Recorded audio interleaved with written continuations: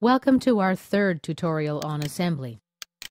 I'm going to start by creating a new assembly document. Select Product, OK. Here's a dialog window that prompts you for a new part number.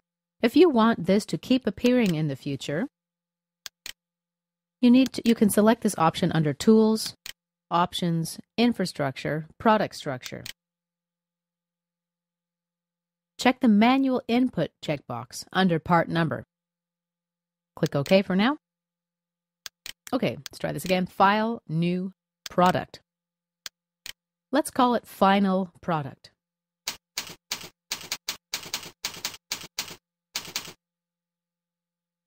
OK, now let's bring our components to assembly.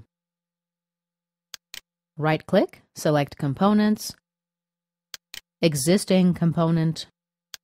Navigate to the directory where your components are stored. We'll Control-select this part and this subassembly and open them. We seem to be missing a part. Let's click the desk to go find it. Right-click on this part which appears to be missing. Select Find. And here's our part. Open it. Now let's close the desk. And here we have our components.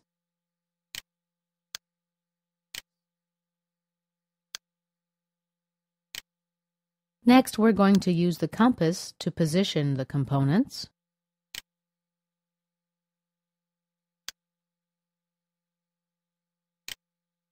Now we need two of these components for this assembly. Let's right-click and copy.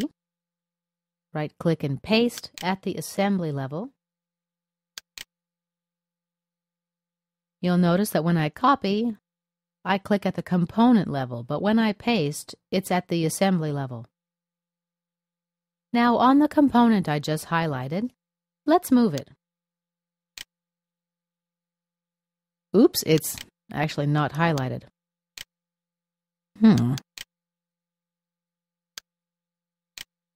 Okay, I see what's happened. I've copied the wrong component. All right, let's fix this. Right-click. Let's go back to the assembly level and delete the component. Now let's go get the right one. Right-click, copy, and back to the assembly level where we paste it. Okay, now we've got the right component, and once it's selected, we can move it.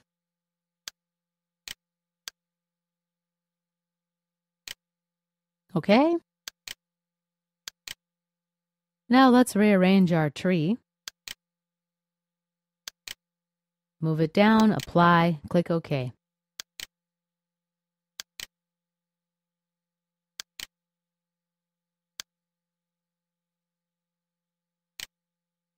Now let's use Fix Component and fix this component. We do need to hide these bolts. So let's right-click after we expand the specification tree. Selecting Hide Show, one bolt is moved to No Show. But we do need all four to disappear, so let's bring this back. And let's go deeper to the part body level. Right-click, Hide Show, and now as you can see, all four bolts are hidden. All right, we're going to constrain our component now. First is the coincidence constraint.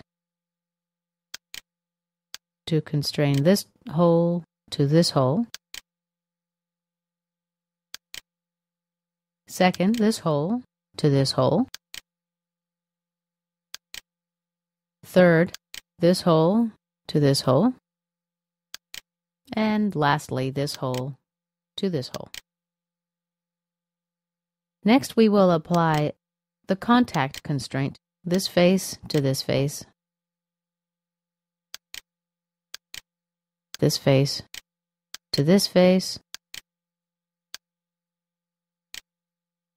Let's hit Update. As you can see, our components are constrained. All right, let's bring the bolts back. Right-click, toggle back to Show. OK. We seem to have a problem here. It looks like this part doesn't match the base exactly. Well, let's replace this component. Shift. I can use the Replace Component function from the Product Structure toolbar. Or I can right-click on the component, select Components, select Replace Components. Now we navigate to find the right component and we open it.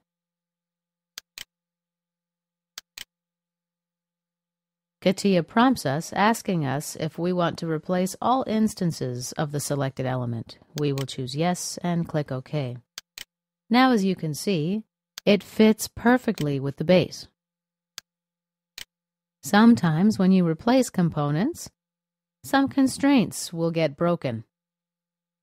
If that happens, you will see a yellow exclamation mark in the specification tree next to the component. When this happens, you have two choices. You can delete the constraint and create another, or you can double-click on the constraint and select More.